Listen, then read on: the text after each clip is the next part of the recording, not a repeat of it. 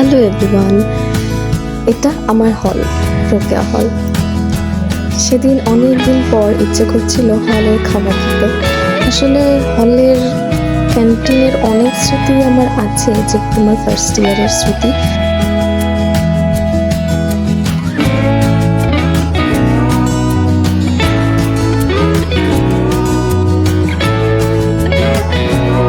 ছাতি মসজিদ ভবনের ক্যান্টিন থেকে নিয়েছিলাম মোরগ পোলাও, তারপর মুরগি, ডিম, একটা মাছ ভাজা আর 2 রকমের ভর্তা। তারপর গেলাম একটা ঠান্ডা নিতে, তো ঠান্ডা নিয়েছিলাম একটা, আর দই নিয়েছিলাম।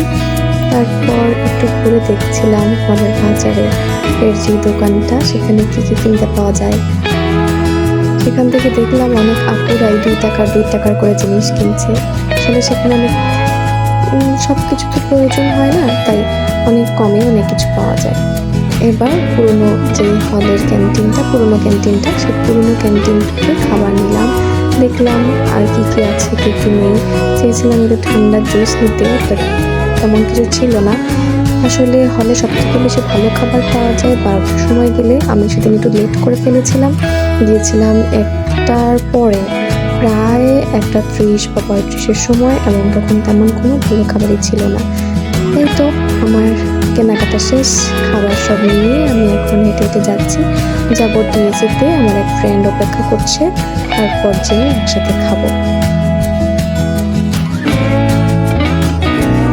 আসলে তো ভালো লাগছিল এতদিন পর। আসলে এখন তো প্রায় আমার ভার্সিটি লাইফ শেষের পথে। এই সময়টা যেন অনেক বেশি নস্টালজিয়া কাজ করছে, সব কিছুই যেন অনেক ভালো লাগছে। তারপর আসলাম টিএসিতে এসে টিএসির যে 20 টাকার খিচুড়ি আর মুরগি, সেটা নিলাম, নিয়ে তারপরে পাশে রাখলাম আমার হল থেকে আনা সব খাবারগুলো। এবার সবগুলো পরিবেশন করার পালা, সবাই মিলে এবার খেতে বসেছি। টিএসসি হলের খাবার এগুলো আসলে আবেগ। হ্যাঁ, একটা সময় যখন আমরা পাস করে বের হয়ে যাব, হয়তো এই যে খাবারগুলো খেয়ে আমাদের এত বিরক্ত লাগছে, সেই খাবারগুলোকেই আমরা অনেক বেশি মিস করবো। ঠিক যেমন আমি এখন থেকে একটু করে করা শুরু করে দিয়েছি। তাই আসলে এখানে হলের খাবারের রিভিউ দেওয়ার মতো কিছু নেই।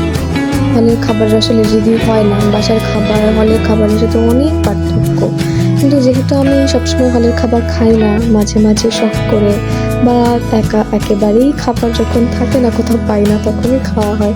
তো সেক্ষেত্রে আমার মাঝে মাঝে ভালোই লাগে। কিন্তু সত্যি কথা বলতে ফার্স্ট ইয়ারের সেই স্বাদ, বা কিছুদিন আগেও নিচতলার যে ক্যান্টিনের যে খাবারের স্বাদ ছিল, ইভেন আমি কিছুদিন আগেও গিয়েছি, তখনও খাবারের স্বাদ বেশ ভালো ছিল। কিন্তু ওই দিন আমি জাস্ট মাছ ভাজি আর ভর্তা দিয়ে খেয়েছি লিটারালি, কারণ বাকি তরকারিগুলো সবগুলোর স্বাদ আমার কাছে একই মনে হচ্ছিল।